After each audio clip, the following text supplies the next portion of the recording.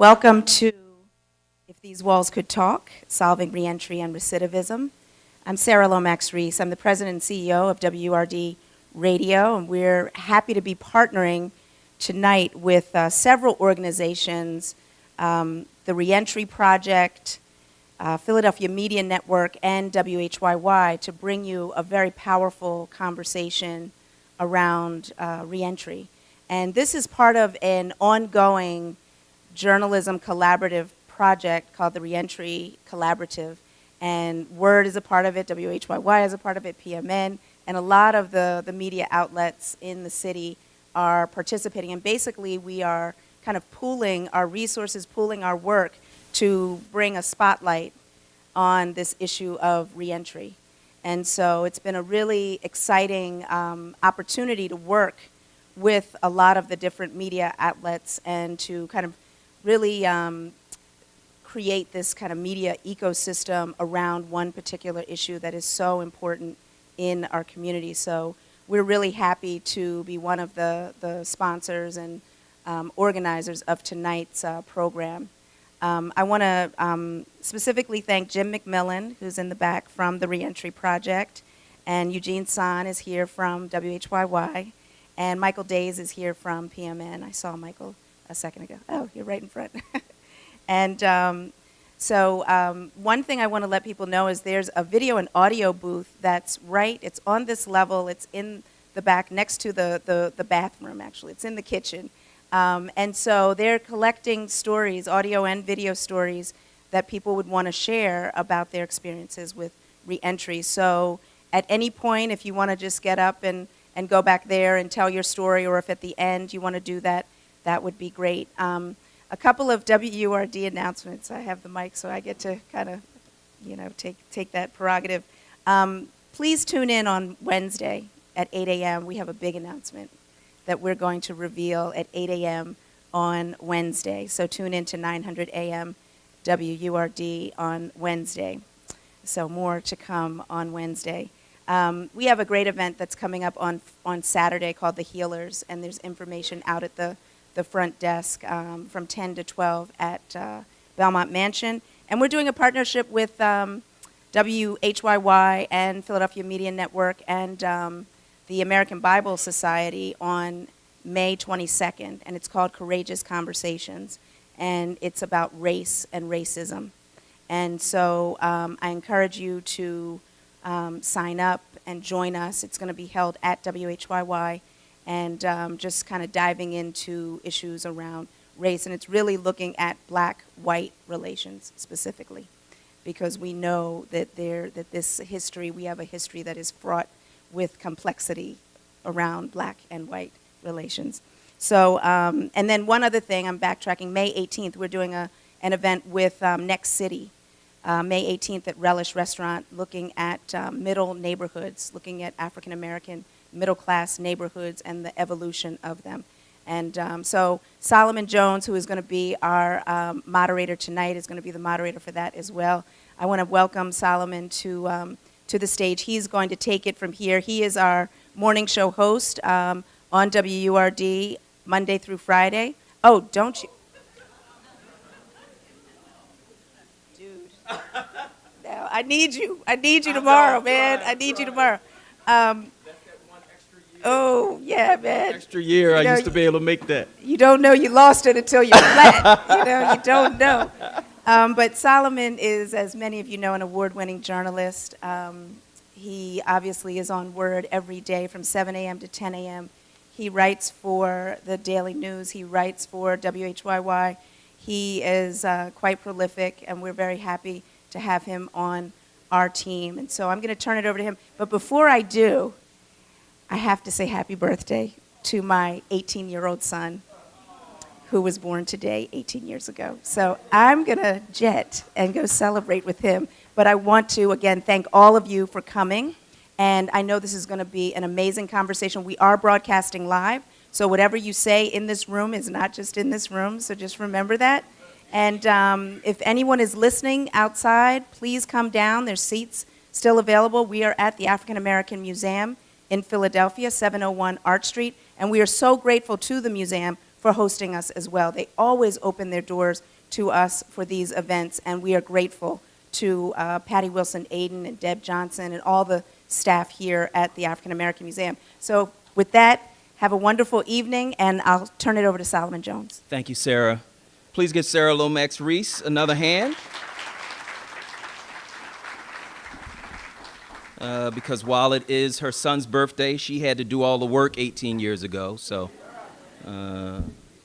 we appreciate her. I'd like to welcome everyone to tonight's event, and I would like to invite our panelists to join me on the stage. We'll give them a few minutes. And I see two people moving. Okay, there's three. There's Emma, and I believe Valerie should be here as well. Okay. How are you? Good, good. It is our great pleasure. See, he made it with no problem because he's so much taller than I am. So I want to, first of all, welcome you to If These Walls Could Talk, Solving Reentry and Recidivism.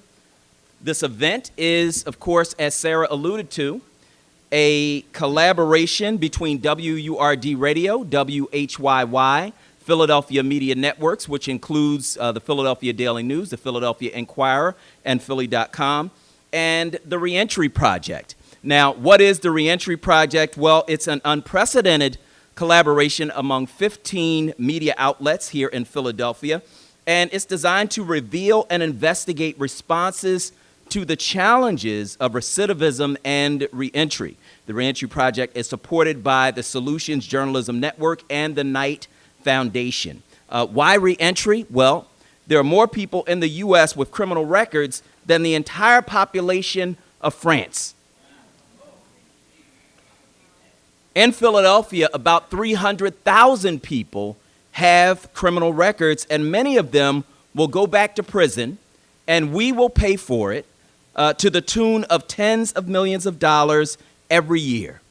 So that's why we're seeking solutions, and we want your help. So tonight, if you or someone in your family has been incarcerated and you want to tell your story, we do have an audio-video booth here where you can go into that audio-video booth and tell your story. And I encourage you to take advantage of that because, again, this is a partnership between 15 different media outlets. So you don't have to call a radio and say, Solomon, please help me take care of my problem by yourself. There are 15 media outlets that are part of this project, and we want to hear your stories. We want to hear your truth because only with truth can we get to solutions.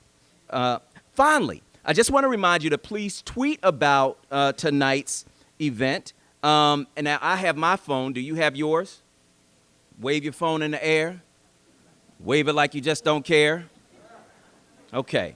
So I do want to remind you to tweet about tonight's project, and you can do that at Reentry Project, at 900 AM WURD, at WHYY, at Philly Daily News, at Philly.com, that's Philly, D-O-T.com, or at Philly Inquirer. You can include us on those tweets, and we are talking about the event If These Walls Could Talk. Okay? So now I just want to introduce our panelists. And the interesting thing about this panel is this. If you're from the communities that I'm from, I grew up partially in West Oak Lane and then in North Philly, you know based on what you see that the prison system is essentially a revolving door with the same men and women going in and out in an endless cycle that destroys individuals, that cripples families, that leaves communities without their greatest resource, people. We brought together voices from both sides of the prison system to candidly discuss the challenges that make it so hard to leave prison and stay out. In journalistic circles, we call it reentry. In the streets, we call it real life. So I want to first start with Leon King. He is sitting in the middle. He is the former commissioner of the Philadelphia prison system, and he's currently Deputy Commissioner, Maryland Department of Public Safety and Correctional Services, with operational responsibility for the Baltimore City Jails and Central Booking Center. Please give him a hand.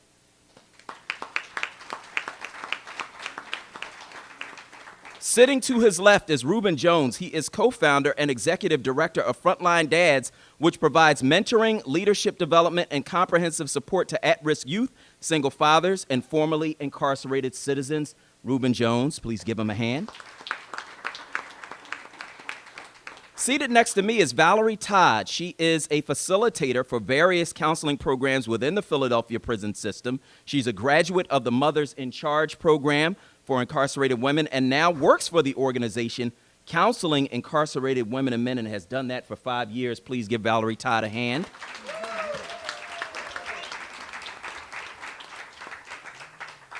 On the end there is Emma Restrepo.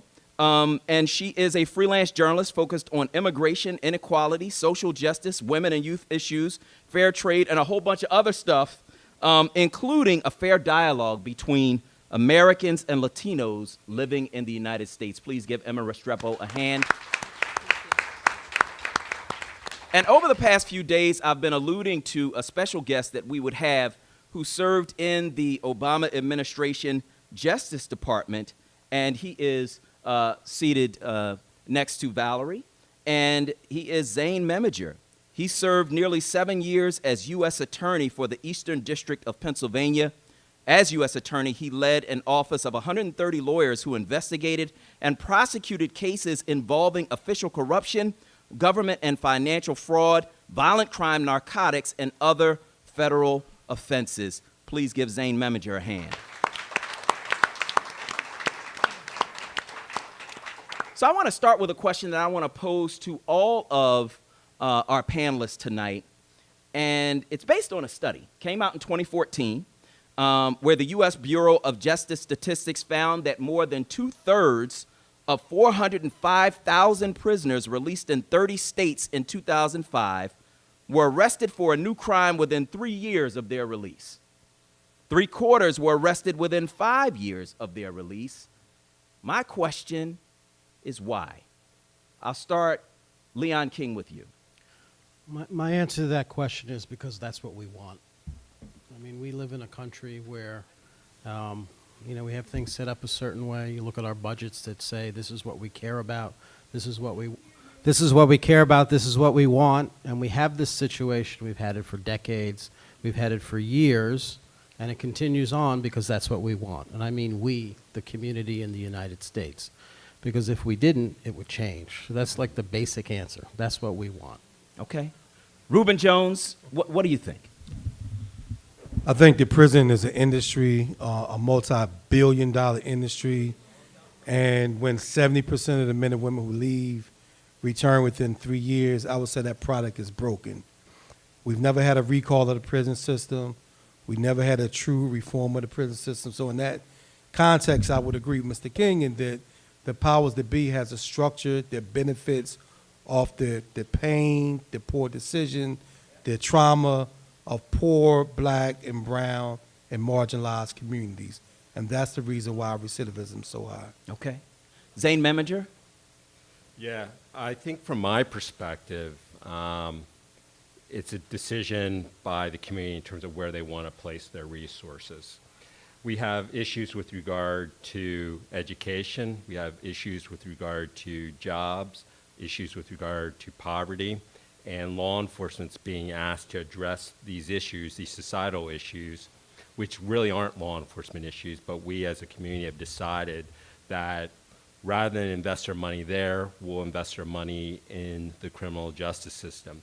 And we really need to start rethinking about where do we want our money to go. If we start investing in things that deal with prevention, education, jobs, society is going to change. But until we start working on all fronts, nothing's going to happen in that regard. Mm-hmm.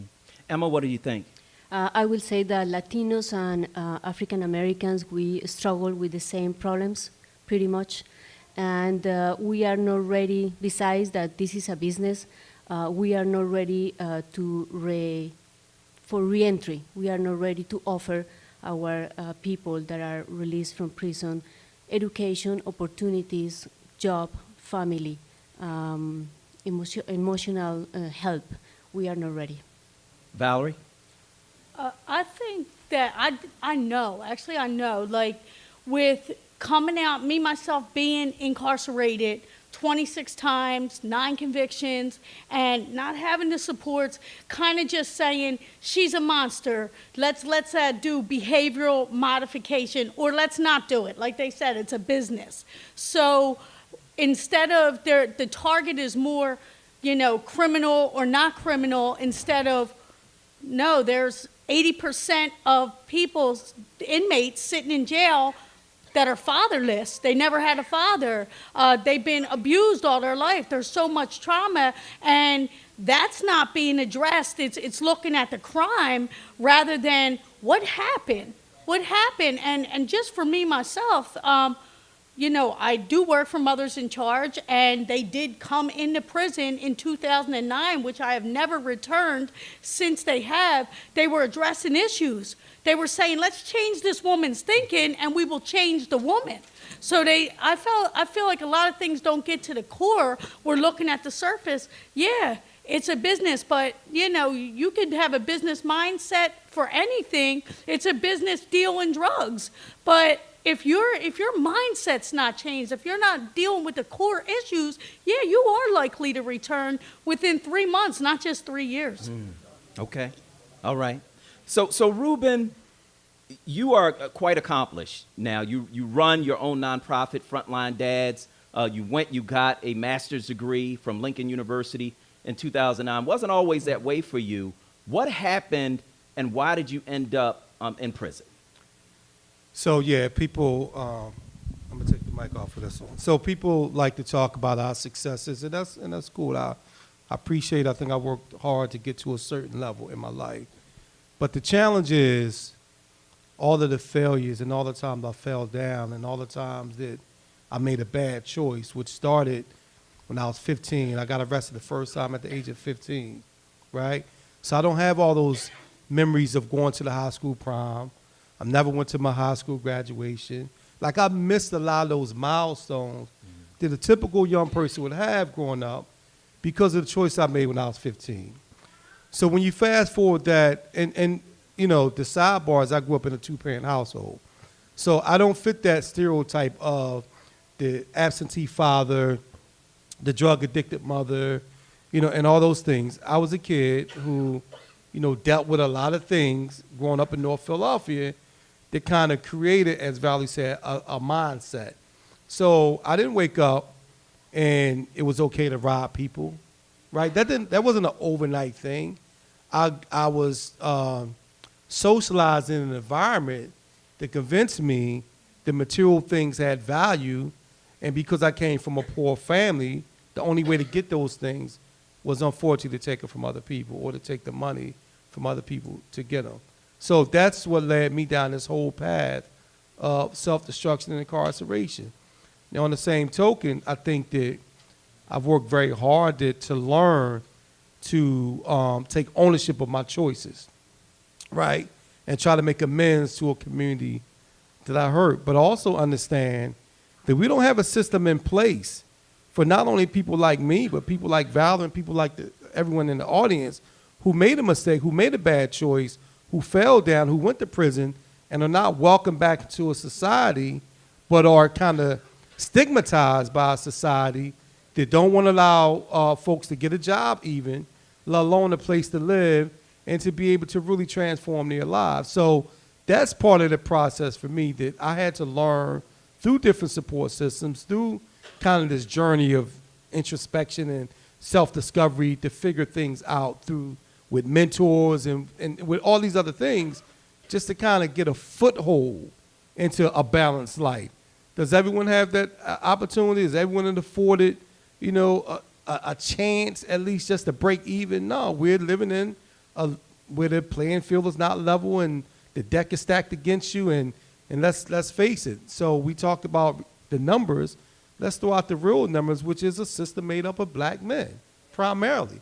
We're talking about a society that we look at, we comprise 12% of the population, but upwards of 60% of the prison population. You know, that's a disparity that should be examined. So we either saying one of two things: either black men are inherently criminal, or there's something wrong with the system. And if we agree that there's something wrong with the system, then we got to figure out a way to do something different. So Emma, I would ask you, because you kind of alluded to, as we kind of talked about this, that we talk about black people, we talk about Latino, we talk about white people, but we don't talk a lot about Latinos within the criminal justice system, that the statistics aren't really there. Why do you think that? Yeah, I will add to your list the Latino population, because let me share something here. It seems like Latinos are being incarcerated more than before and in greater numbers. And according to Tomás Rivera Policy Institute, Latinos are overrepresented both among victims of violence and those behind bars. And I have my script because my English is a little crazy. So listen this. Homicide is the second leading cause of death for Latinos 15 to 24 years old, which is more than twice as that of whites. And about 41% of Latino homicide victims in 2011 were younger than 24. Among blacks, the rate was 40%, and among white, it was 22%. So we as a Latinos, we are doing really good with incarceration, right? Also, there is another subject related with Latinos, which is immigration. We have been called criminals by the current president. So that is really, really hard to deal with. And let me tell you that Puerto Ricans, Mexican, Cubans, and so on might not see and or interpret the criminal justice system in the same way. But you are totally right, Solomon. We don't have statistics. We don't have too many studies, which make very hard to do something with advocates or policymakers. So the situation is very hard for Latinos. Okay. So it's just about 6 o'clock. I just want to do a station ID. We are listening to 900 AM WURD in Philadelphia. Zane, I thought that Reuben said something very interesting. He said the system is broken. So you understand that system from the federal standpoint, having been a U.S. attorney. Is the system broken?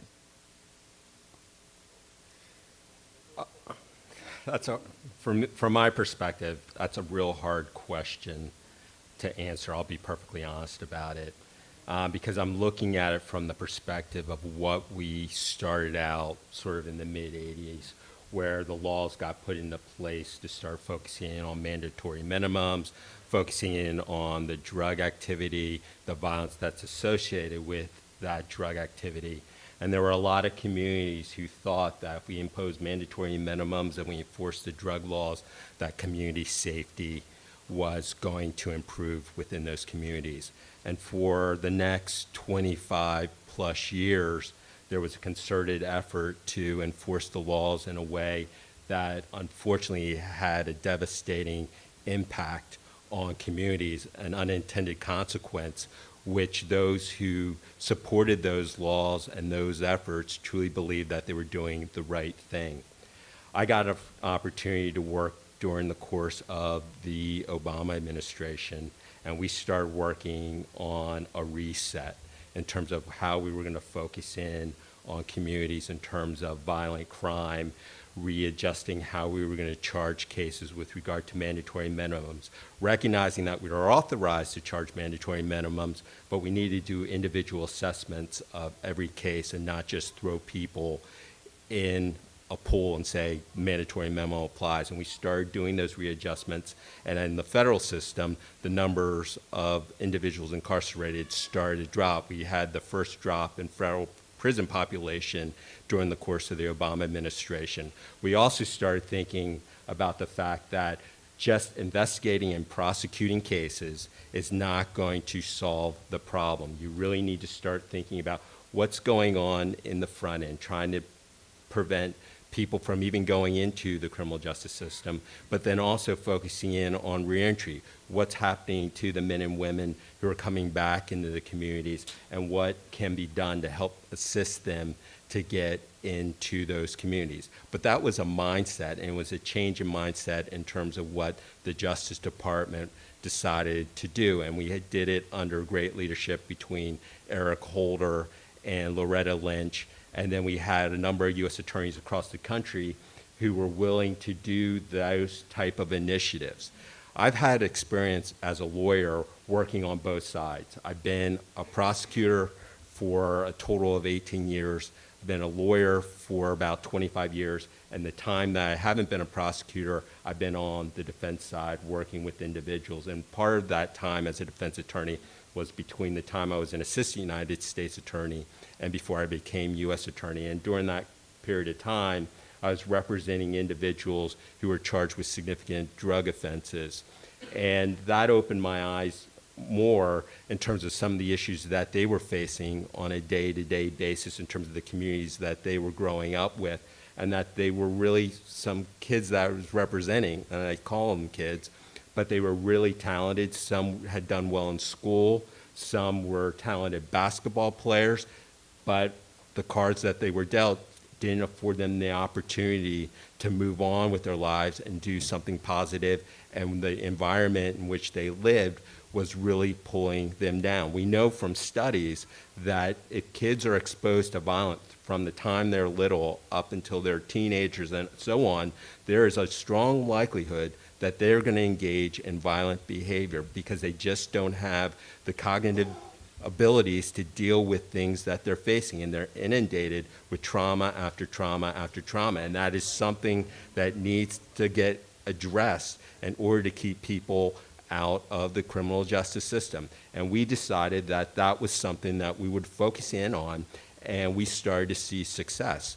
But as an office of 130 attorneys where you're required to investigate and prosecute cases, you only have limited resources to do that type of activity. But the idea was to try and lay a blueprint, and I see folks from Mothers in Charge, and I had an opportunity throughout my tenure as United States Attorney to work with that great organization to try and do some things to try and prevent people from going into the system, but also on the back end as people were coming back into the community, try to help them become successful. Because at the end of the day, my job as I viewed it was community safety. If I can do whatever I can to ensure community safety, and if that means working on prevention or working on reentry and not necessarily always using my investigating, prosecuting tools, that's going to be a huge win for the community. And that's a mindset that I think law enforcement needs to adopt and pursue. I had a chance to work with the Philadelphia Police Department and Commissioner Ramsey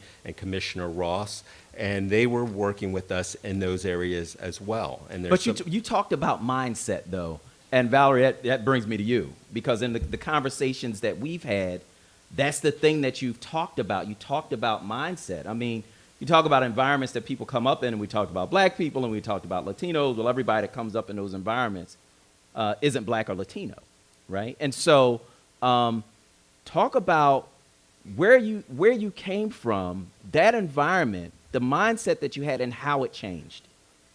I could definitely relate to Zane, what he's saying, because that's what I come from, violence. So when you don't know better, how can you do better? And when I was born addicted to heroin, I've never, ever laid eyes on my biological father. I don't even know who my biological father is. And then my mother had sold me to the black market. My grandmom got me, and her boyfriend molested me, shot my sister in front of me, and hung himself by the time I'm 10 years old. Some therapist, like, I ended up in the system early. And 11 years old, I got put in Slayton Farms, 2020 Pennsylvania Avenue, in the Youth Study Center, JJC back then, YDC, Youth Development Centers. And the mindset was, she's a monster. And it was focusing on my behavior, and it was never focusing on, the trauma, the childhood abuse, what happened to her. So until until I was introduced to something absolutely different. Like, let's get to the core issues here so that you can get past your past and you can move with liberty in your future. And that's what I was introduced to, and actually that's what I teach. That's really like my heart. That's my passion. When I was in prison, I met Miss Dorothy's right there. She was one of my teachers in 2009, twice a week, just coming in, filling our minds with positivity, and it was real. It wasn't something, it was real. We had to do homework. We had to do role plays. We had to practice these skills that they were giving us and bring them to the next class. And faith and prayer and just staying in contact with me to support. I can't say enough how much the support when you come home. Like I said, my family was drug addicts and criminals. So if I just kept getting released, going back to my family, that wasn't the answer for me. I needed a support system that was saying, no, you live honestly, you live responsibly, you stay targeted, you stay focused, you keep rolling your sleeves up every day no matter what happens. I mean, the founder and my boss, son was executed over a parking spot, and she came into prison. I was a criminal. I committed crimes and embraced me. And when I went up to state correctional, stayed in contact with me. Come here when you get out. And stayed being a support system for me. The supports is major. I could get out, get a job, get a house. But if I don't know how to maintain it, if my mind isn't right, if my emotions are haywire and I don't know how to cope with life, it doesn't matter. I'm just going to lose the job and lose the employment. So I am grateful. I love you with all my heart, Miss Dorothy. Like, that she embraced me, supported me, employed me, and never stopped. Just drove me here. Like, it just never stopped. So, like, I'm just grateful. Yeah. Okay. All right. Okay. So Leon King, you've run county systems in 2 American cities. Yes. From an administrative standpoint, what's the common denominator between those who make it out and those who don't? The common denominator is like she said, of the people who are supported when they leave the prison, whether it's their housing, their job, their family situation, their anger management issues and mental health issues. We can go down the list. That is the difference. The issue, and people keep saying that it's a business. I don't term it like that because they don't really give my business enough money, as far as I'm concerned, for what it is we need to do. And I want to keep, because when I was up at the Philadelphia prisons, I've been at 1 million forums like this. Down in Baltimore, I've been to a few, and we talk and we talk and we talk, and it's not anybody's fault in this room, but we already know what we need. We know the programs that work.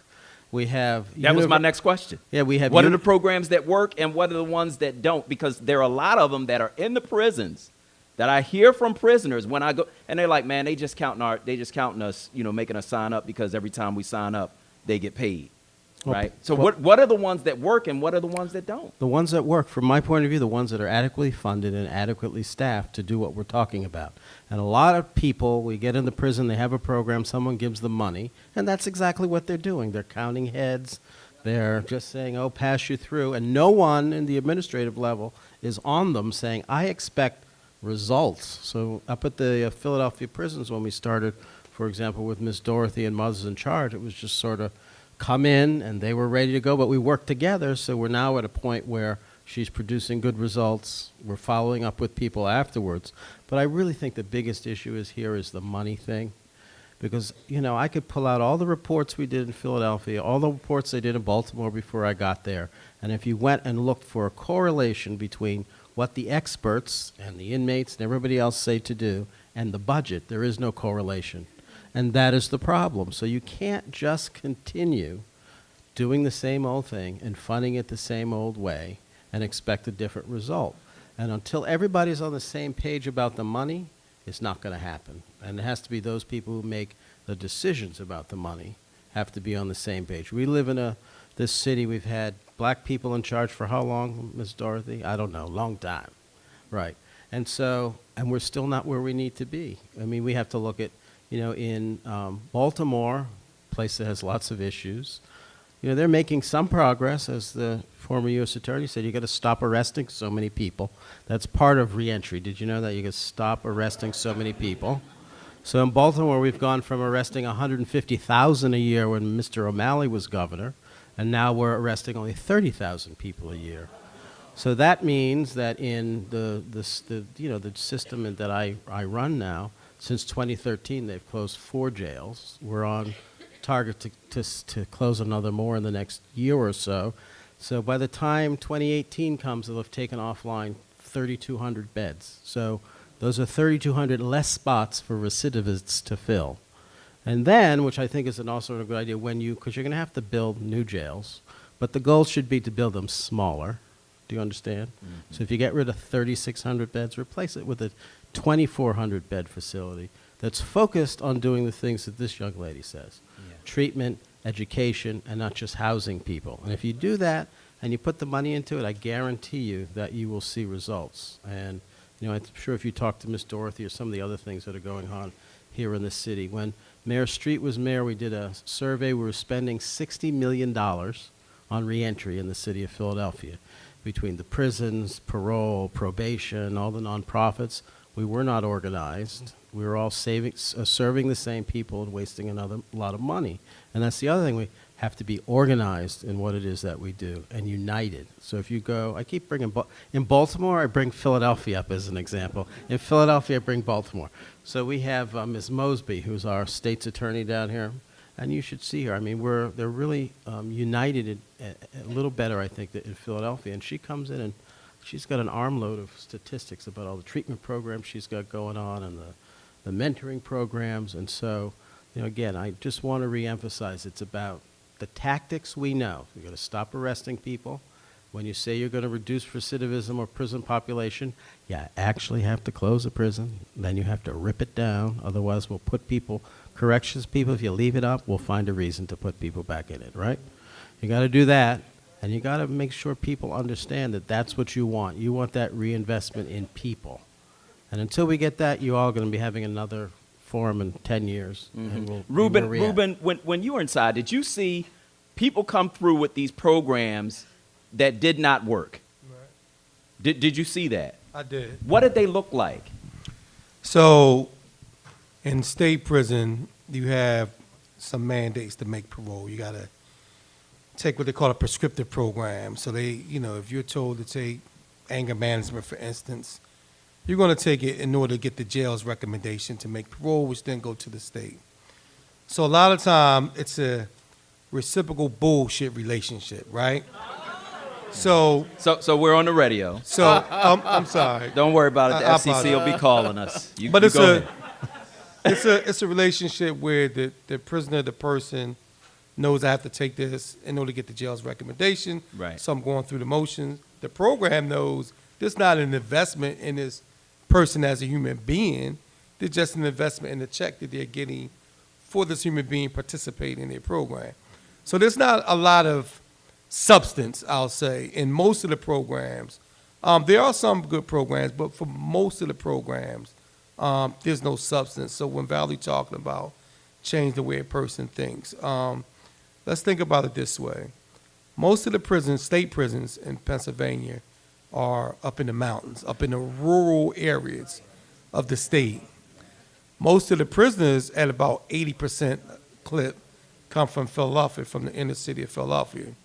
So you spend 10 years in prison being tortured by a prison guard who then went to the local community college and took a couple classes to qualify him to become a counselor.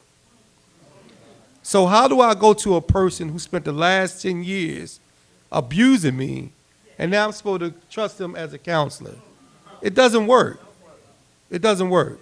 So that's one of the problems that I'll say about the prison program. Okay.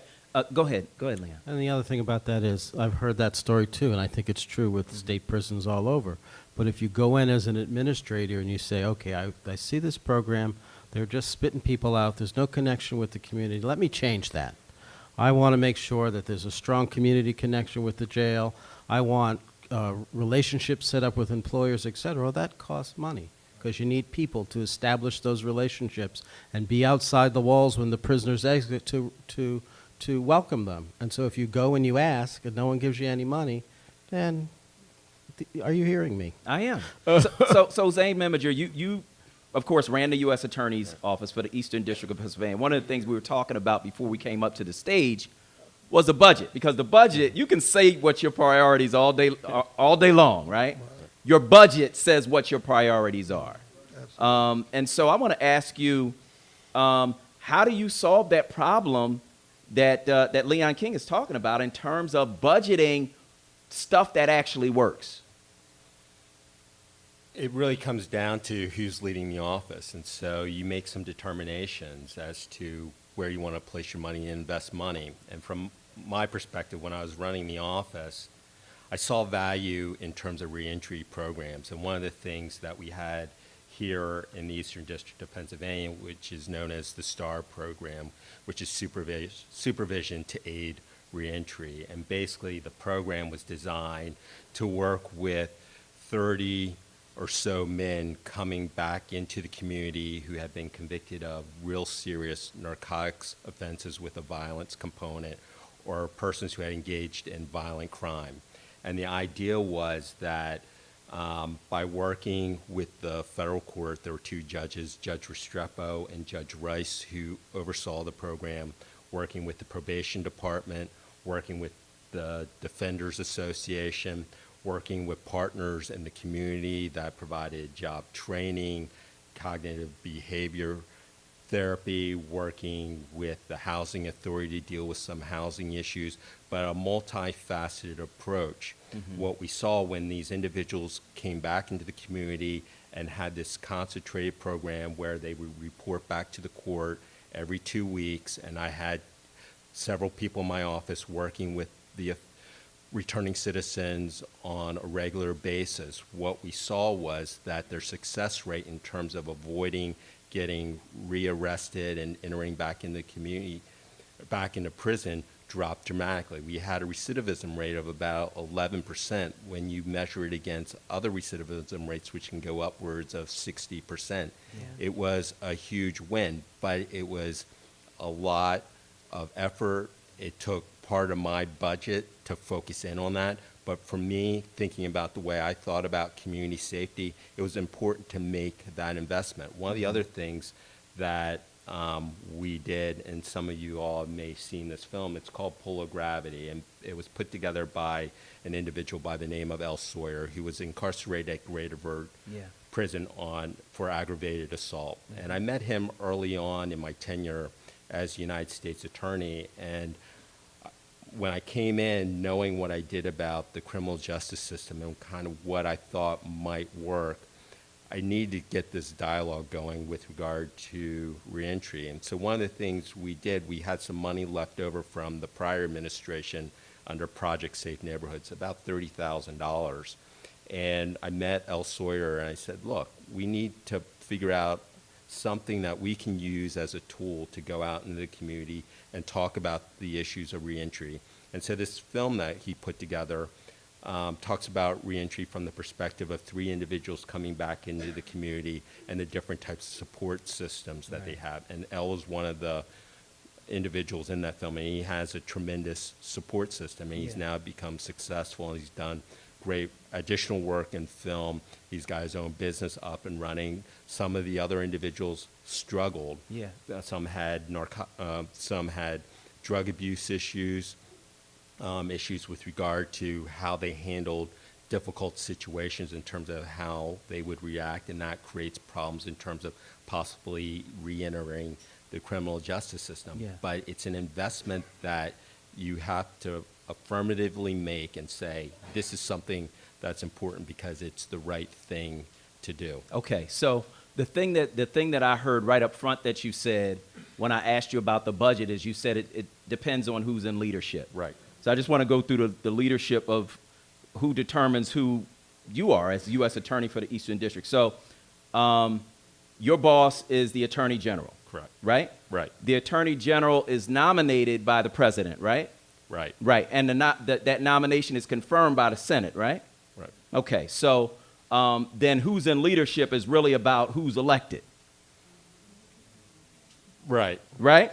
Okay, all right. So I just want to make sure we understand who sets the priorities in terms of that budget. Emma Restrepo, no relation to that judge, right? No. Okay, all right. So Emma, you talk to Latino prisoners in a maximum security prison here in Pennsylvania every week on your show on El Zol, right? Every month. Every month, right? Yeah. And so what are these prisoners telling you? Are they telling you anything different from what you're hearing from Reuben and Valerie and the other people who have been through that system and come out? Not really, Solomon. It's pretty much the same. I will add that some of our prisoners, they have struggled with English, with the language. So imagine to get into these prisons and not being able to talk with other prisoners or talk with the officer, or it has to be really hard. Not too long ago, the former state representative Leslie Acosta, she helped the guys to have a ESL teacher, so that is good. But the other thing that probably is very different from what I have heard here is, let me tell you this story. A young Honduran guy came to the United States at the age of 3. After being raised in the United States, he committed a crime, and he was sentenced to 30 years in prison. After serving this sentence, he was deported back to Honduras, even though he spent all of his life in the United States. He was deported to a country totally unknown to him, with no attachment, perhaps no family. And the options to rebuild a decent life are minimal in these cases. And let me tell you another story that is related with Latinos and immigrants. Most of the immigration from Central America, specifically the Triangle, what we call Honduras, El Salvador, and Guatemala, is mostly originated because of the cruelty of two of the most dangerous gangs around the world, which are La Mara and Salvatrucha. These two gangs appeared in Central America after the massive deportation of immigrants during Bush administration. So in terms of incarceration with Latinos, we have to deal with different things in terms of language, in terms of our status. It's different for Puerto Ricans, and sometimes people do not understand that. Puerto Ricans are citizens. They are in their own country. Sometimes they have trouble with language, but in general, this is their home. Not for the rest of the Latinos, so it's different. So Valerie, you counsel both men and women. You work in the men's prison and you work in the women's prison as well. What are the commonalities for those who get out and stay out, and what are the commonalities for those who keep going back? Again, support. I would say support, money. Employment is, I think, a major barrier, obstacle. You'll hear it all the time, like, who's going to hire me because I have a felony on my record? So I think that's what's in common. Pressure, stressors, no coping strategies. I find that for the men, especially the group that I have right now, but every group, a gun is power.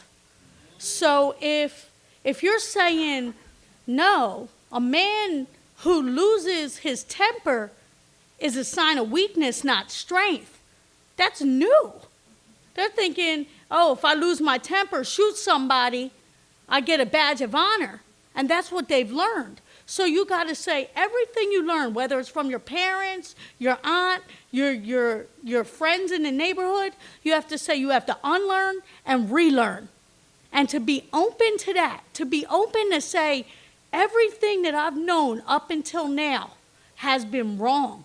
To really be open to that and unlearn and relearn that, I think that's a common thing. Knowing, I just told them on last Tuesday that guns are not powerful. I said, waking up every day, living an honest, responsible, targeted, focused life. Even after a night of despair, you're still able to wake up and feed your children.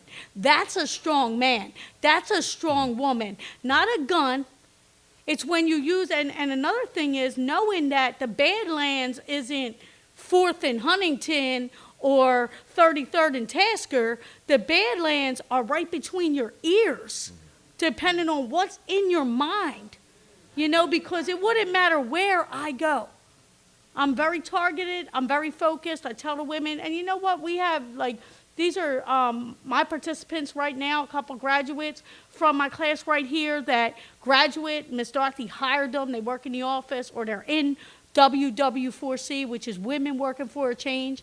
And that's 10 weeks, 5 hours a day of teaching self-esteem, trauma, mental health first aid, storytelling, communication, job readiness, life skills, anger management in 10 weeks. Because I say, you don't want to chase $1 million, you want to become $1 million person. And I think that's what gets mixed up here. Just really lack of resources, lack of support, the mindset of just thinking guns are power, selling drugs is power. Like Reuben said, he come from a 2-parent home that taught him morals and principles, but everybody in the neighborhood had to have the latest sneakers, had to have a car sitting on 24s, whatever the case was. So I think that's what it is, unlearning and relearning. Okay. So I want to ask you this, Leon King, as somebody who's kind of run these prison systems, and I'm hearing about targeting resources. I'm hearing about where money should be sent, how money is most effectively spent. Do you think that the prison administration is equipping people for life on the outside? And if not, why not? I think that there are a select few in the prisons when we have a good program like Mothers in Charge or something like that who are getting adequate services, but on the whole, the answer is no. And from my perspective, since I am a prison administrator, I would say it's not the prison administrators that's the problem. The prison administrators, we know what we need, we know what we want, but we're at the mercy of people above us. I could go tomorrow and propose the most wonderful budget for treatment, mental health services, or whatever, and I'm not going to get it necessarily. I remember when I was up at the Philadelphia prisons, we had the options program. I don't know if it's still there, whatever, but it was a good program. Nationally recognized program. It was a therapeutic community and all that. And they came through and they said, well, we want you to give us reentry ideas. So we said, well, we'd like to end the waiting list and, I don't know, double the participation. It was only $900,000. Did I get the $900,000? No, I did not. But every year when I went to city council, it was sort of like this. We would go, ooh, and the wind would hit my finger and we'd go, oh, we need 4% more money than we got the year before. Could we have 4 or 5% more money than we got the year before to run the prisons? And we never got a no. So that is the way I look at it. It's really not the prison administrators in every case, but it is how you tie our hands in regard to what it is that we can do. If you look here, we have a mental health court. I haven't been over there. I haven't seen how it works in years, but it started a little bit when I was in the prison. And when they first started it, I forget, it was 100 people they were trying to deal with post-release or whatever. And we know we had at the time 1,800 people with serious mental illness at the jail. So we started out. Obviously, the people who created the court knew what we needed, and that's not what we got. And that's why I get back to, because that's what we want. We have to put people in place who are making these decisions who understand what we want. And I always find it ironic. I'll tell you a story. I moved from one part of West Mount area to East Mount area, had my own house, whatever. So we hired some folks to move us. So guys are moving us in. I'm up on the second floor. Dude says, you look familiar. Do I know you? He's like, do you work at CFCF? And I said, yes. Are you Commissioner King? Now, all of a sudden, I felt different about reentry. Right? So I'm like trying to figure out what I should do. And I finally got over myself, and a bunch of them were ex-offenders and whatnot. But I tell that story because you laugh, because I bet you all go through this is the same thing. When you go out and they say, okay, if I said to you I'm going to close the detention center, which I would, the House of Correction, and ASD, 99% of the time the first response I get is, what are you going to do with all those people? Because the underlying assumption is they all belong there, when actually maybe they don't. And so that's like we have to get over our own prejudices and things. Do we really, really mean it, or do we not? Miss Dorothy, I used to be on her board. She does great work when I get back to money. But where are all of us when Miss Dorothy has her fundraiser? Are we really serious about helping the work, or do we just like sitting and talking about it? So it's the government, but it's also us getting involved in these things, helping, holding fundraisers, and putting our mouth where our money is. And, also the neighborhoods, the government, I think, could do a better job empowering people in the neighborhood, because sometimes the government can just do like a little bit. So there's probably thousands of people in the neighborhood. Y'all know what the problems are. You all know what the solutions are. If we could give you a little seed money, a little direction on how you get it, your own nonprofit, how it is you raise money, we could work miracles. But again, we don't want to. That's my Go ahead, thought. Emma. Yes, Salomon. I think it's not only about how we distribute the money and about the services that they have, because in one of my visits to the prison, one of the guys told me one day, you know what, Emma, I'm hearing voices. And I said, well, don't worry, we all hear voices. So he said, no, it's serious. I'm hearing voices. I think I'm getting crazy. And I said, but listen, you have counselors here. You have psychology. You can ask for help. And he said, no, I don't trust. And I don't trust because I don't know what are they going to do.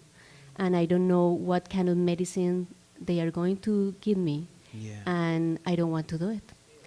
So most of the time that I go there, I see that there is a very strong environment of do not trust. You don't trust in food. You don't trust in medicine. You don't trust. So that makes it really hard, double hard, for them. So I try to send him a book around the subject. Not direct to the subject, but it's hard to do it. So it's hard to help them also to overcome the problems. Go ahead, Leon.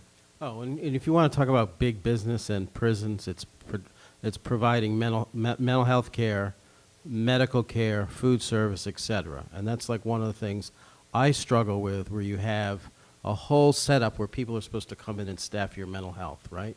They promise you the world when they come in and get the contract.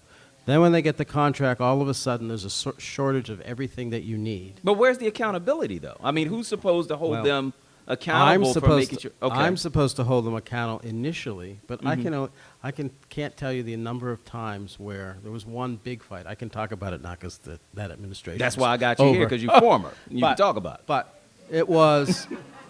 There was a particular contractor I just wanted out of the prisons. I thought they were killing people. Yeah. And it resulted in a big, huge fight that went all the way up to the mayor's office, and we had lobbyists jumping in from here to there, and it's like, yelling and screaming matches, and we finally got half of what we wanted. And so, these folks are in the prisons to make a profit, so it's always a constant battle with them to make sure they're staffed up where they want to be, and you have to provide leadership. So, we have HIV-infected people or mental health. If no one's sitting there going, okay, well, what are you doing with the people who are mentally ill? You say you're giving their medication. Well, are you hooking them up with people in the community? Oh, yes, we are. Well, then it's my job to say, well, how do you prove that to me? I want to see some evidence of that.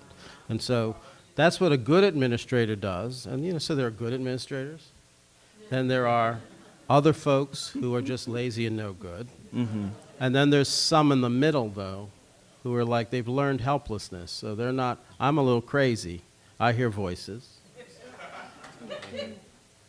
So I'm still hearing voices and I'm still doing it. But some of them are like, they're just done. They're beaten, they're down, They're just going through the motions, and I'm not offering that as an excuse. I'm just explaining to you what the situation is. So there's all sorts of things. It gets very, very frustrating when you know these people are in there, and the reason that, just a month ago I had them all fired with the medical contract down in Baltimore because they were lying to me. They're trying to save money. It's the whole thing. But what do? You go get another one just like them anyway. I'm just telling you. Mm-hmm. So it's like the administrator's first line, but you got to have everybody above you together on the same page, not tolerating anything, and then you can make some progress, I think.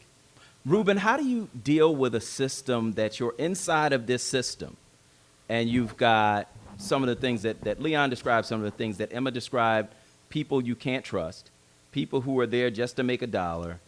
How do you get through that system, come out on the other side equipped to do something different? Yeah, it's hard. So, when Valerie mentioned the different upbringings, the one thing I learned was when you start talking about values, so values has to be taught, they have to be modeled, and then they have to be reinforced or rewarded, right? So you can have a parent teach you one thing, but in the community, that ain't what's rewarded, right?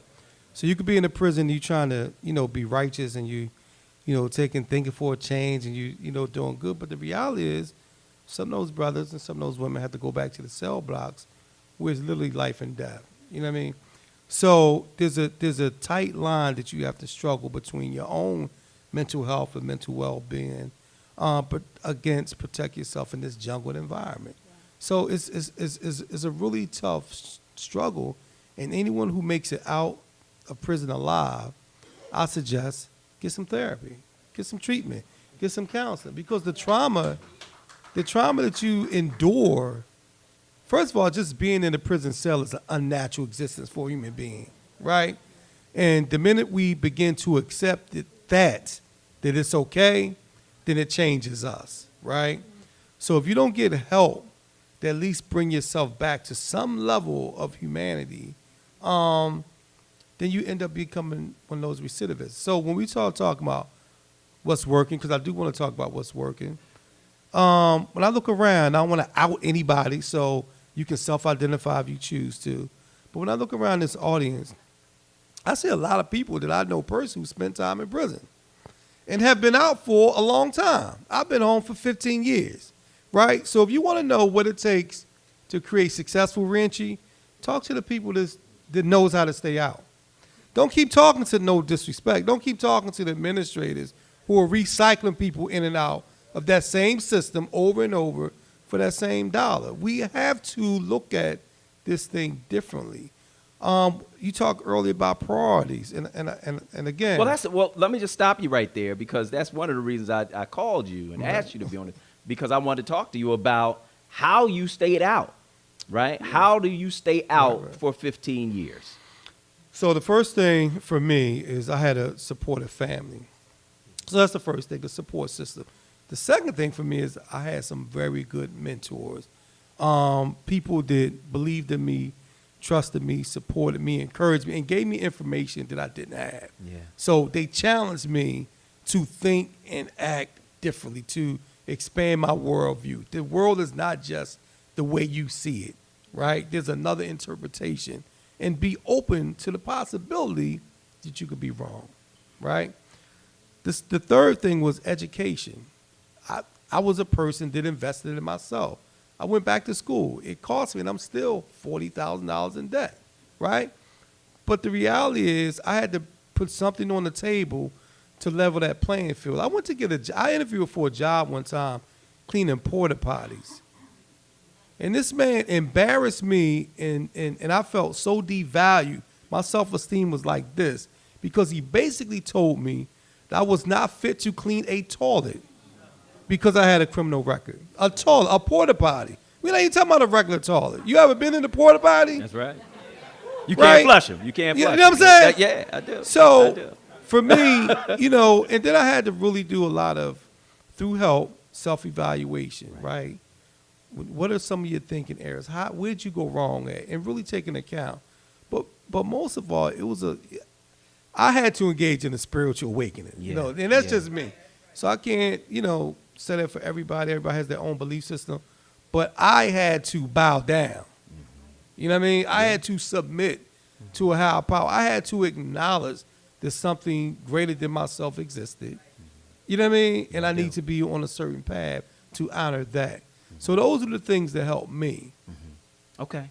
Zane Meminger, I want to ask you, and I've been saving this, right? Because the administration's just changed, and we talked about the hierarchy and how a lot of these decisions, Leon talked about the decisions being made in city council where the budget is decided. But on the federal level, they're decided, in Congress and in the White House. And so what, in your view, is the difference between the Obama Justice Department that you served in and the Trump Justice Department that is in place now in terms of the subject of reentry? Yeah. I'm going to be honest with you. I've been losing a lot of sleep at night based on the investment that we made with regard to how we were going to do criminal justice enforcement in this country in terms of investigating, prosecute cases, the serious cases, but then focus in on prevention and focus in on reentry with the idea that if you do those well, that you're going to enhance community safety. Actions will show what this new administration truly intends to do, but it doesn't take a whole lot to see some of the pronouncements that have been coming out from the Department of Justice in terms of the Attorney General going out and talking about violent crime and what they intend to do to refocus in on investigate and prosecute cases. There may be money for prevention or reentry, but that's not what is necessarily being communicated, and that gives me pause because I know from personal experience, having been a line prosecutor doing violent crime cases every day, having been a defense attorney and representing individuals who are charged with real serious offenses, and then being United States Attorney where you had control over the priorities and what success you can have if you decide to make an affirmative decision to focus on prevention and reentry, that you can improve community safety, that's the way to go. And we've seen what has happened over the last 30 years in terms of law enforcement efforts just to investigate and prosecute people. There's a limitation of how much success you can have because there's other aspects to society that need to get dealt with, whether or not it's education, whether or not it's jobs, whether or not it's drug treatment facilities, whether or not it's mental health. We've gone into a world in which individuals who normally would be treated in mental health facilities or provided with mental health treatment are now treated in the criminal justice system because we're not going to provide that tool to those individuals. We're going to basically say law enforcement take care of the problem. That is not the way to go. And if we decide to make that effort again, we are just going to backslide from some of the success. Although a number of states are starting to step up with regard to rethinking about how do we focus in on criminal justice. It's happening in Pennsylvania in terms of those type of discussions. It's hard to say what's going to happen in Congress, but at the end of the Obama administration, we came very close to reaching bipartisan support on criminal justice reform, and then it went by the wayside and the election happened. There's still a number of people in Congress, in the Senate, who truly believe that criminal justice reform needs to happen. The question is whether or not that's going to become a front burner issue again, or whether or not it's going to remain on the back burner while other issues get addressed. And so from my perspective, it's really incumbent on each and every one of us to kind of step up to the plate and make your views known to your legislators, to your senators, to your congressmen about how important this issue is to you, but at the same time, not think about it as government being the only way that we're going to solve the problem. I want to talk a little bit back to one of the earlier questions in terms of what's working and not working. From my perspective, we spent a lot of time working with individuals coming home that had violent backgrounds, and we had tremendous success. But we were trying to, on a certain level, trying to make up for some things that weren't happening while the person was incarcerated. And in order for it to really work, you need to have people working on the inside trying to get people ready to come out, but then you need a support system that's ready to take the handoff and run with it. And if you can get that working well, then you're going to see more success with the individuals coming home, whether or not it's education within the prisons in terms of education that's really working, focus more along the lines of what type of job opportunities can these individuals have when they come out of prison, whether or not getting a commercial driver's license is something that is doable within the prison walls, so that when individuals come home, they will have a skill that transfers to some of the things that the employers that we were working with were looking for, and in terms of construction business,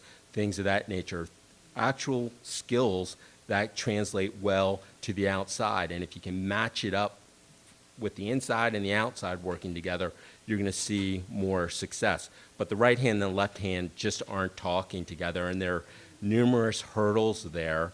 I know one of the things that we started doing, the vast majority of individuals who are incarcerated are not incarcerated in the federal system, and that's where I've spent most of my career. Most are incarcerated in the state system. So from what we were thinking was, let's try and work on the state side to try and get individuals on the right path. And we started a call-in program that sort of modeled our STAR program. But one of the things we started trying to build out was working with Greater for Prison, trying to do a mentoring program where you're working with guys, the lifers who are there, who have now seen how wrong they were in terms of what they've done, but they're seeing these young men cycle into the prison and become hardened only to go back out and then recycle back in. But relying on their experience to try and mentor these young men coming in to say, don't follow my path. You need to rethink the way you're thinking about life and refocus so that when you get out, you're going to be successful. And then have individuals on the outside working with those individuals coming back into the community to serve as mentors to those young men, so that hopefully by that, having that guidance, they're going to be able to stay on the right path. But I can tell you, trying to get that program set up was very hard and difficult by virtue of the fact that prisons have their set rules, their set protocols, the way of doing things, and new ideas and concepts are not necessarily their forte in terms of sort of taking it on. We were able to sort of clear those hurdles through a lot of work, but it took time, and you lose time, and if you're coming towards the end of administration, your life becomes short, and it becomes harder to accomplish things. But that's one thing that needs to happen, is getting the inside and the outside to work better coordination in order for people coming out to succeed. Okay, go ahead, Leon. Just two things, getting back to what he said. It's actually not a good idea to ignore the prison administrator. It's a bad idea. To ignore what? The prison administrators. That's Oh, okay. That's Don't a bad ignore the idea. prison administrator? Right, it's because we're the ones who make it easier for you to get in and get out. What you need to do is hold the bad ones accountable. Don't give up on them or ignore them. You got to hold them accountable. That's right. Speak up for your people. Right. In Philadelphia, in Philadelphia, we're really good at holding prison people accountable Yeah. in the city level. Absolutely. I'm not so sure how we do it. I'm trying to teach them undercover down in Baltimore about that. But you got to hold the prison administrators accountable. You got to support the good ones, because the ones that when we're sticking our neck out there, we need your support in the community to let people know that you appreciate what we're doing. And three, what I would also say about the list of things that were just listed, we all know this. I mean, that's not, I hear you speak and I agree with you, but that's nothing new. That has been around I haven't been commissioner of prisons here for 10 years almost, and we were talking about that back in 2002. And the issue is, if you came to me, if I was at the Philadelphia prisons, and you would want all this, I'd say, yeah, that's a great idea. If you can do it for free, you're in. If you can't do it for free, I have, I don't know, 100 social workers who would probably be the ones who would be helping you with this, and each of them have 300 people on their caseload.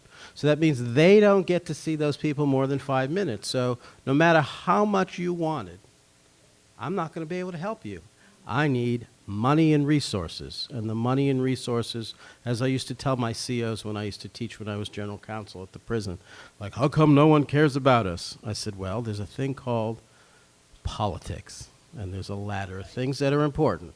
And so you COs, you're actually below the inmates, because no one cares about the COs. But COs are down here, then the inmates, and then on top of that, higher priority are like, libraries, rec centers, fire stations, police. Until you all change that dynamic, you're never going to get the money that you need for people who even want to do. If you came down to Baltimore now, and I said, yeah, because we're trying to work with the police department there. They came in, they got this wonderful reentry program. I thought it was great.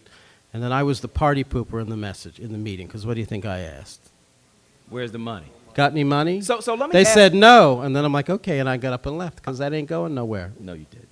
You got up and left. So let me ask you this. When the money comes, when you get the budget, right, is there that latitude, and you've worked in 2 different jurisdictions as a prison administrator, is there latitude for you to say, okay, I'm going to take our entire budget, I'm going to move some from over here, and I'm going to put it over here for reentry? No, it comes in specific categories, and you can spend, if they give you $100,000, I forget, it's classes here, down at so if you have $100,000 for reentry, you only use it for that. If you saved $3 trillion on personnel costs, you can't, move it around. That's just the way, that's not the way budgets go, and that's why people get frustrated in the city when they see, oh my God, they did over Dilworth Plaza, they spent $40 million, but we need more police or whatever, and the mayor will tell you, well, that money came out of this pot, and I can't spend it over here.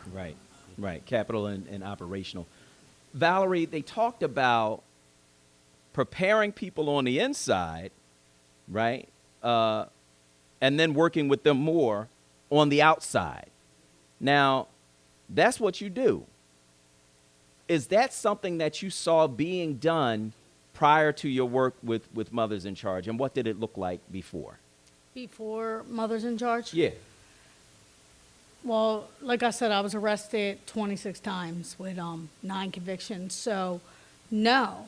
If you don't, like what Reuben said, chances are you could get so wrapped up. If you don't have, I do have certain qualities about me that I'm not the type of person that ever just goes with the flow, because the flow don't know where it's going. But if you don't have that kind of personality, and have a made-up mind, you could easily get lost in there, learn more crimes that you had no idea about. If, you being in there, no, you could get lost without it. Before Mothers in Charge, I think I did JEVs. I did JEVs before with the customer service, and they have the environmental maintenance. But again, they're teaching you trades, but you're all messed up with trauma. And so it doesn't do any good if the issue isn't addressed, if the issue isn't addressed. How do you prepare people on the inside in working with them, counseling them for life on the outside? How do you prepare people as a counselor for life on the outside? Well, we do 25 lessons, which this is social skills, problem-solving skills, and cognitive self-change skills. So the basic skill of active listening, you would think that, everybody knows how to do that. We teach, just like you wouldn't go to a job to paint a house without a paintbrush, without a ladder, without the clothes that you need. You can't come to life without the skills. So we're saying, active listening, it's a skill that has steps to active listening. Then we do asking questions, knowing your feelings, cognitive self-change, which is pay attention to your thinking, recognize what's risky, use new thinking, face it, erase it, replace it. And then we do all problem solving, which is stop and think. A lot of times we were acting without thinking, and then we were thinking when we were supposed to be acting. So now we're saying, no, there's a certain way to do it. Instead of magnifying or minimizing your problems, let's look at them objectively and state the problems, analyze the choices and consequences, make a plan, do it, and evaluate it.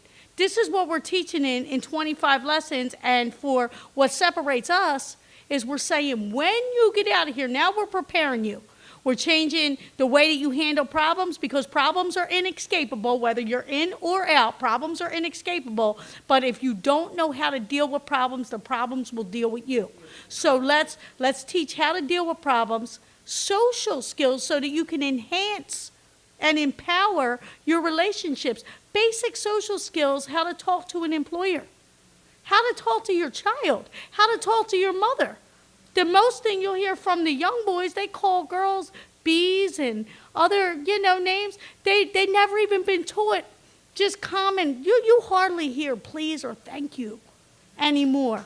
Just basic common social skills to get you better outcomes and enhance relationships, because at the end of the day, it's all about relationships. It's either, whether it's your child, your employer, your next door neighbor, your cellie, the CO. And we teach them, like, you can't be like a bulldozer or a steamroller with the sergeant or a CO. You have to, use etiquette. You have to use, eloquence. And say it, do it in a certain tone. Pick the best approach. Stuff that you wouldn't believe. They were never taught. Never taught.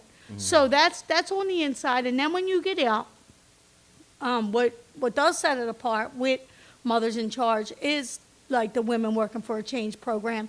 She's saying, I'll take you only if you've been incarcerated. Which you're not hearing that. You're not hearing that. If you've been incarcerated, your chances are slim to none.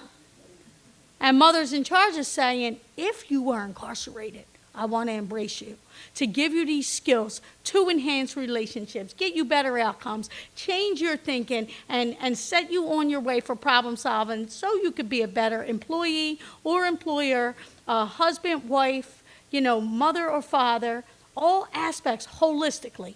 Yeah. Holistically. Let's address this holistically. Life skills. Yes. Teaching people how to live life.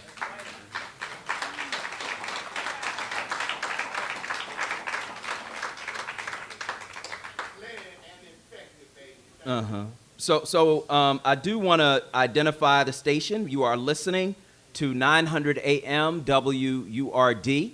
And Emma, I want to go to you, and then we're going to go to the audience, and we're going to take some audience questions. You talk to prisoners from the Latino community. What works? From the inside, make prisons more similar to the real life, because they are like capsules, totally enclosed, and the life and the world that is outside is going so fast, but those capsules that are prisons are like frozen. So we need to make it more compatible, more similar to reality, and I think, and they think, the group that I have talked, that has to start with reentry from the inside. Pipelines, productive pipelines, with organizations like the Latino community, Hispanic Chamber of Commerce, Finanta, SEIBA. They are going to start a project that doesn't need the money, so they are going to start working together. Okay. And I want to remind the audience as well that we do have a audio video sound booth where you can tell your own stories of incarceration. And I encourage you to use that video and audio booth. I believe it's back there. So, but we are now going to take some audience questions. We're going to take some audience questions. So if you have a question, you can raise your hand, and we'll try to get to you. Okay, this young lady over here, and yeah. Wait a minute, we got a microphone so that we can hear you on the radio. So it seems that we know that there's a huge disparity in terms of the efficacy of these different programs that are in the prison systems. So my question is, who decides what programs come into the prison systems and who's doing the program evaluation? Leon? I could lie to you and say that I decide. I mean, I do have a bit of discretion in what comes into the prison. And like I said, when I first met Miss Dorothy, for example, she came into the prison, she wasn't charging anything. I have complete discretion, but then it's my job to hold you accountable. But it's the budgets that get passed that tell us, what it is we can spend and what it is that we can't. So the administrators are really limited by what the legislature has decided we can spend. And then on the flip side, when we do get a program, if you're a good administrator, you do have to hold them accountable and have to ask, what are you doing with this money? So we had, I don't forget, somebody up at the Philadelphia prisons, and we started asking all those, but we're not just paying you to come in and sing Kumbaya to the inmates and teach them not to swear and talk back and get to work on time. When they leave, we want to know that they're getting a job and they're not coming back. And so that's what a responsible administrator is, and I don't want to sound, all going to think I'm making excuses. But the point is, in order to measure a program, I got to have somebody to measure it. And so until we get to a place where, we have big debates about how many social workers and criminologists we have in the prison evaluating programs, as we do when we decide how many more police we need in the city, then you'll see some changes. But until that changes, the dynamic's going to be, do you understand what I'm saying? Okay. So let me just go to Zane Meminger very quickly. In terms of what happens with the Justice Department through the U.S. Attorney's Office, as somebody who led that U.S. Attorney's Office, you had some discretion in terms of what you could fund and what you couldn't, did you not? Yeah. Okay. You definitely had discretion. And Eric Holder and then Loretta Lynch asked us to use our ingenuity to try and solve problems focusing in on our community and try to improve community safety. And I made some determinations as to where I wanted to make my investment. And I thought they were valuable investments, and we saw a lot of progress, and part of it is lead by example, and part of it is partnering up with entities to sort of help them get their foothold, and then the idea that those organizations will continue on the great work, recognizing that administrations change and their priorities may change. Okay. But at the end of the day, prevention and reentry are key to our success in terms of community safety. Is that still a priority in the new administration, in your view? I haven't heard prevention and reentry being discussed in the commentary that's coming out of the Department of Justice. What I have heard coming out of the Department of Justice is that violent crime is increasing in this country, which is not true based on the statistics kept by the FBI. And the reality is that investigating and prosecuting cases alone is not going to solve some problems in our community that are really driven by a lot of other factors that need to be addressed as well. Okay. Go ahead.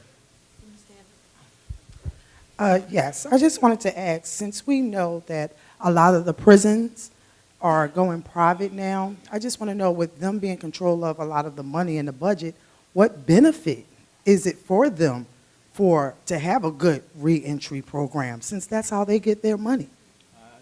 I don't have any private prisons in Baltimore. I didn't have them here when I was in Philadelphia, and I don't think they're a good idea. I mean, they're a really bad idea, and the incentive is for them to continue to have people and to continue to have programs that don't work because they got to restock their shelves. So private prisons are a bad thing, but Donald Trump seems to like them. Okay. Yeah, let's go up front. Let's get a gentleman. This gentleman right here. Yes, I just wanted to. Speaking to the mic, bro. I just wanted to address that program system that you were talking about. I don't know about the county or the federal, but I'm saying the state.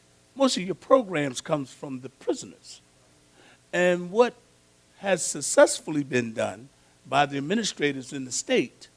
They have taken all of our ideals, I'm a former prisoner, and they have taken it and put it up in Harrisburg, and they created an office out of it. And they've circumvented the process of having to get money and or pay the public money or whatever else for that kind of special thing. Okay, all right. The lady right there in front of you, Monica. Yes. One issue that I haven't heard really spoken about too much is college educations and the changes that have gone on with removing the FIA grants and Pell grants and things like that. And also, Commissioner King, I wanted to know, I'm a city employee, and I know that the licensed therapists are privately contracted with MHM. Could you give some history as to how that switched over from being maybe a civil service position to a privately contracted position? Medical and mental health services in the prison have been provided by a contractor since like 1992. So I think we were self-op back then. There was some problem. I think it was Mayor Rendell had this emergency, and he brought PHS in back there in 1993, and they had medical and behavioral health services for a very, very long time. And then during my administration, we switched to MHM because we were tired of PHS, and now they just remain there. So that's the history of it. And the problem with, you have to have some courage there. I mean, really, in a way, it's like many of these things we should just take back and operate ourselves, because we're caught in like a catch-22. Because if you don't want MHM doing your mental health, then you got Corizon. They're the same people that were PHS. You got Wexford that we have down in Baltimore. It's like 4 companies that control everything with that in the whole United States. And so,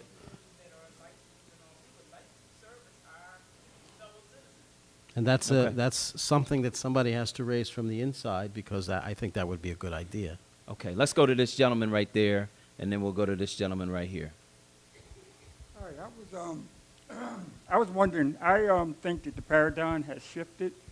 Reason why I'm asked, I said that because I was asked to mentor some guys that's coming out, and I had a meeting last Tuesday, and I talked to a young brother. He wasn't no more than 42, 43 years old, and he told me that he had been in jail for 31 years. So the juvenile lifers are here. And I was wondering, would you agree that the paradigm is actually shifting? Because everything you said today, I don't know if, I didn't know what to say to him. Yeah, I've been around. I graduated, I came out, I've been out 20 years, but, I didn't know what to say to him. Okay, so you want to know what you should say to him? No, I was wondering, did you agree? That the paradigm has shifted? Yes. From what to what? The normal paradigm that you all discussed today. I mean, how do you tell a young man who he just won't connect because he was incarcerated since he was like 14, 15 years old, and he's been gone 40 years, 30 years. Speaking to the mic. This particular guy had been gone for 31 years. Okay. Reuben, I want you to answer that question. So I don't know about paradigms, but I know about social circumstance. So we live in a society now that people are more proactive, right? They're less tolerant of government that's oppressive. We're more involved with issues of importance that we think are unjust. So people are protesting everything from police abuse to mass incarceration. Michelle Alexander wrote a wonderful book that kind of illustrated what mass incarceration looked like in contemporary time. And that kind of opened people's eyes up to say, whoa, I didn't know that. So,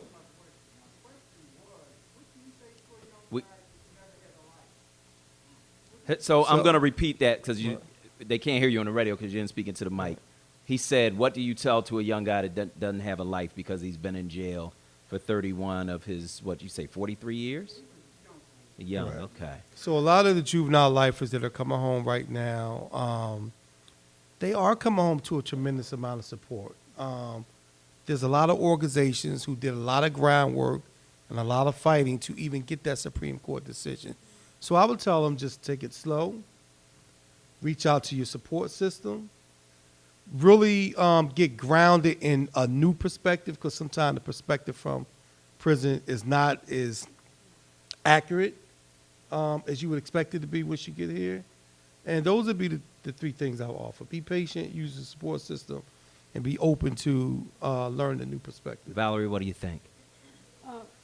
I actually went to the prison because I don't know if you're even aware that if you're let out at 2 o'clock in the morning, you get a packet and 2 tokens.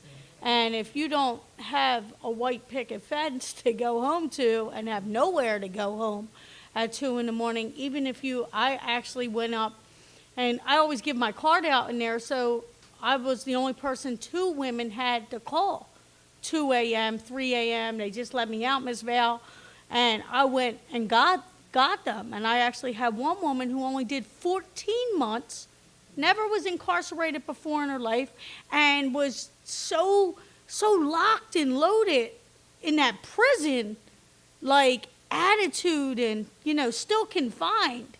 And it was hard. It was just nurture, consistency, constancy. I think being available, being authentic, affirming that person that's what I did. She went and got her CDL. She's a bus driver now, reunited with her family. But, it's important. And, there's Esam right here. I know he doesn't mind me saying this. He's my colleague. 38 years he did in prison. Yeah, and we're going to get to him next with his question. Yeah. Zane Meminger, one of the things that they talked about a lot in the Obama administration was changing some of the things that had gone on around juvenile lifers and some other things. Was that something that went through the Justice Department? In terms of juvenile lifers, that's really a state issue, but the Department of Justice had its viewpoints on how juveniles should be treated, recognizing from a cognitive sort of approach. Like solitary confinement. Solitary that confinement. So the department made some advances with regard to solitary confinement and getting prisons to stop using solitary confinement, and that was something that they were truly focusing on. I think I want to go back to the question about what do you tell the young man. I think you really need to tell the young man that he needs to rely on his support system, that he really needs to work really hard on staying on the right path, that things are going to be hard, they're going to be difficult periods of time, but he has to stay focused. I was a progressive prosecutor in terms of how I thought about law enforcement and how we could keep communities safe. But I can tell you that there are a lot of prosecutors who look at individuals who they've investigated and prosecuted, they're just waiting for them to screw up, and then they're going to go after them again. I was lucky to work with a tremendous group of people who understood kind of what my vision was, a great group of U.S. attorneys who understood what Eric Holder, President Obama, expected us to try and do to try and reform criminal justice. Okay. But that administration is not in place right now. And so those are things that we as a community need to think about, because not every law enforcement officer is going to be progressive and thinking along those lines, that you got to think big picture. There are a lot of good officers, law enforcement and prosecutors who think that way, but not everyone. And you never know who you may interact with during the course of any given day. So it's very important to stay on the path, stay focused, and try very hard to do the right thing as hopefully society moves to the right direction. All right. So it's a gentleman here we wanted to get to. He had a question. Okay. Good afternoon. My name is Esam K. Smith, and I'm one of the gentlemen that Governor Rendell let go 6 years ago after doing 38 years. I'm very fortunate to have been with a couple of gentlemen. I have to speak about the people with Reuben, Valerie, and Lutman. And we one of the ones that do the thinking for a change inside with the people in the county prison. And it's because of Dorothy Johnson Spike said, I've been Known her since about 90, I'm going to be 90, I'm 2004. And the thing was what made it so touching about, we used to wait for a long time. We did crimes and we made bad decisions. But the thing, what made me attracted to them, after 2 weeks of being home, I went right into her office and asked her, what could I do? Well, how could I help change the cycle of what's going on out in our society? The same as Luke, mine, Reuben, and Val. We all do this. There's a few other, couple more is in here too.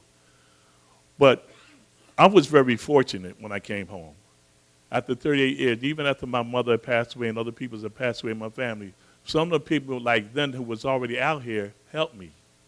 And helped me survive in the street and taught me, it took me, babysitted me for about a year or two, helped me see things in a totally different way. I think now, if I would have came home 20 years ago, it would have been very hard to deal with programs and stuff. Now we have certain programs, but and we talked about the funding and stuff, but people don't really believe that people like us that already we've been through the practical things of this. Now we know the theory of it, so we implement it and helping other people that have another look on life. So it seems to be very hard. I facilitate anger management in here for Mothers in Charge every Thursday. We get people from the court, people who volunteer, people who really need it. And that's one of the main things they talk about, jobs and everything. The big things we hear over and over and over again. But nobody seems to really want to help.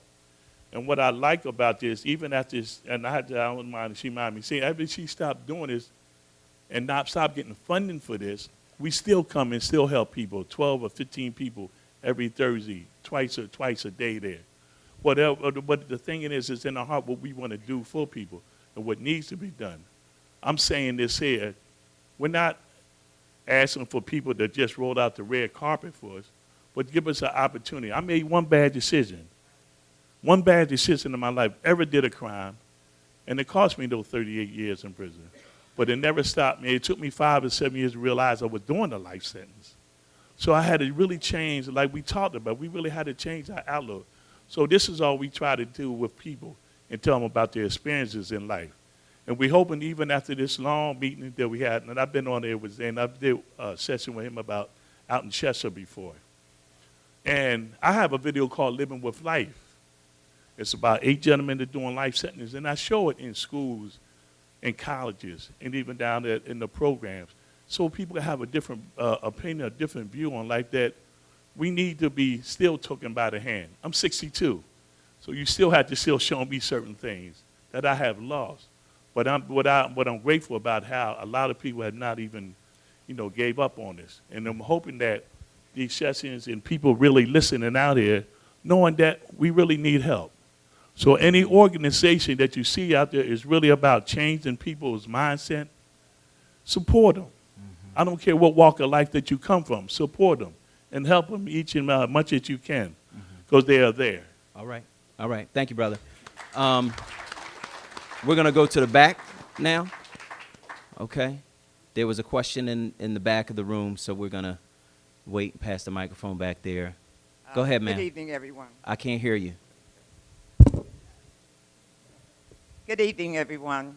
I work with people who are incarcerated since the 70s, and my concern here is for the state correctional institutions. Where are the skills training programs within the institution? What happens when a person who has been incarcerated for years... Speaking to the mic, ma'am. When a person who has been incarcerated for years and has no support system, where does this person turn? How are we as people helping individuals getting prepared to come back out into the real world? Okay. Commissioner King? I don't know anything about the state system other than what I hear from good people like you. I don't run the state system. I've only done county systems. But just like everybody else, the state system can do better. I was just talking about this yesterday down in Baltimore. And there used to be in the state system here, they taught you to do some sort of technical drawing. I forget what the class was. And that was like the common thing that they would teach you to do. And everybody got a certificate in that. But then when you stepped out, there was nobody to hire you, and there was nobody out there trying to coordinate hiring you. I used to work at city council for Councilman Rizzo. I'm a Democrat, but I work for Rizzo. And I remember it was a guy like you came out. He took all the classes in Greaterford or wherever he was. He was away for 30-something years. They taught him how to dress for success, you know what I'm saying? Go and see your elected officials. And he came to see me, and he came to see Councilman Rizzo, and he figured, oh, I got the former prison commissioner. Go talk to him. He'll find you a job. I never found the man a job because there was no network for me. There was nobody to call and say, I have this guy who's been out 30-something years. You know, he eventually got a job in a union. But I'm just saying my sense is that there really isn't anything. And if it is, it's like a little bit, like maybe 10 people who get out. There's some sort of targeted program. And the same thing in the county facilities. There are people who get help. There are people who go with Miss Dorothy. Like you said, I think she said she lost her funding. So you go up there, and somehow you have to put food on your table, right? You can't just go around doing stuff for free. And so we do have to do a better job about it. Again, oh, you're going to hate me at the end, but it's about money and allocating resources in political budgets. Okay, and who decides the budget again? I just want to, I know I already asked Zane Manager that. Who decides the budget? The president, the governor, and the mayor. Okay, so people that we elect. Yes. Okay, so so Reuben, where are those skills training programs within the prison system? So unfortunately, I think somebody mentioned earlier about education. And the one thing that we know that works in terms of reducing recidivism is education. I mean, under 20% for people who participate in education vocational program. But the same token, education programs have been cut from state prisons. So the one thing I'll say is a lot of time we go for the low-hanging fruit, right? So a lot of people, and I don't say this, whatever, but go up to Greaterford, right? It's the closest prison to Philly. There's about, 30 prisons across the state. There's only 2 close to Philly. That's Chester and Greaterford. Right. So even though there are minimal resources for the state prisoners, probably 98% of resources go to Greaterford, 1% goes to Chester, and then the rest of the state is just empty. So the one thing I will say is we need to get more resources up into those prisons like Albion and Dallas and Frackville and Pittsburgh, because those, Somerset, Huntington, but the 2 women's prison, Cambridge Springs, because the men and women are not being prepared like you think they're being prepared to come home. And ultimately, they're going to live next door to you. They're going to date your daughters, right? Like, let's think about this seriously. The programs, for instance, at Dallas, they have what they call the CI shops, right? So you work basically 17 cents an hour, but in the CI shops, you get these bonuses where you make upwards $6, $7 a month. But there's the mattress factory, the shoe shop, the garment factory, all these factories, industries that runs the prison, right? Because the prisons make all the clothing, they make the mattress that you sleep on, and they fix and repair all the shoes that you wear. But those are industries, those are skill sets that you can come home and make a living with. Mm-hmm. But we don't marry the two. So a guy could spend 20 years working in a shoe shop, and he come home and he can't even get a job shining shoes. So even if the DOC doesn't make that investment in terms of program, I think the community can make that investment, or at least make the demand to create opportunities for men and women to learn a trade, develop a skill that they can bring home and make a living with. So right now, the answer to the question is primarily they do not exist. Minimally they do, but across the board, no. Okay, so we have 6 minutes left. We have 6 panelists, and everybody gets 1 minute to say what works. Emma Restrepo, we'll start with you. What works?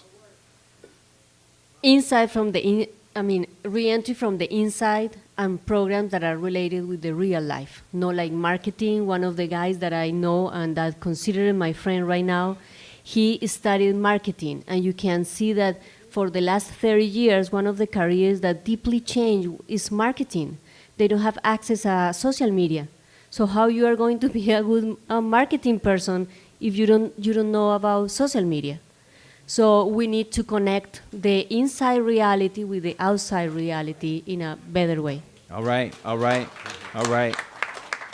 Reuben Jones, what works in 1 minute? Education works, both in prison and prior to going to prison. We closed 24 schools in Philadelphia. That demonstrated what our priority is when we continue to build prisons. Trauma treatment works. Most men and women go into prison having already been traumatized, and they get re-traumatized while they're incarcerated without any help or any support or any treatment. So I will offer the 2 things men and women need. 3 things is education, treatment for trauma, and vocational training. And vocational training. Okay, those are the 3 things from Reuben Jones. All right, Commissioner Leon King. Money. Money. All these things are wonderful, and I think they're great, but you need money. And that's what we need, money to do these things. And in the instances where government, like in Baltimore, built this new jail, and we reduced the juvenile population, only got 60 people in the entire state, state-of-the-art place with all the emphasis on education, mental health, and all that. And then when you like run it by the average person in this city of Baltimore who pays taxes and works hard, they want to know, well, why are you spending all that money up there at the juvenile jail when our public schools are going to hell? So, you know, it's resources and changing people's opinions so we can implement all this stuff. Okay, all right. That is Commissioner Leon King. All right, and former U.S. Attorney Zane Meminger. What works? It comes down, for me, it's education. And it comes down to education from the very beginning when you have young people and kids. And that's where our money needs to be going. We get focused in on education, making sure that kids get a good education, have opportunity. We won't be having this discussion. And Valerie Todd from Others in Charge. Essentially, the person, I think, prayer, having a spiritual connection, prayer is powerful. Number 1, definite resource. Support system, a support system to come out to that's positive and, you know, has been out and lives a certain way. Having reentry on the inside and aftercare on the outside. Absolutely. So I want you to give a hand to our panelists. Just want to reintroduce them very quickly. Valerie Todd, a facilitator with Mother in Charge for various counseling programs within the Philadelphia prison system. Please give her a hand.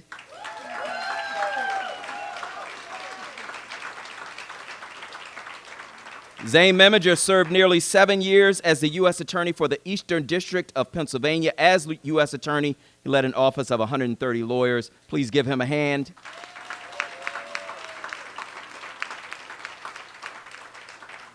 Leon A. King II is the former commissioner of the Philadelphia prison system. He's currently deputy commissioner, the Maryland Department of Public Safety and Correction Services. Please give him a hand. Reuben Jones is co-founder and executive director of Frontline Dads, which provides mentoring, leadership development, and comprehensive support to at-risk youth, single fathers, and formerly incarcerated citizens. Please give him a hand.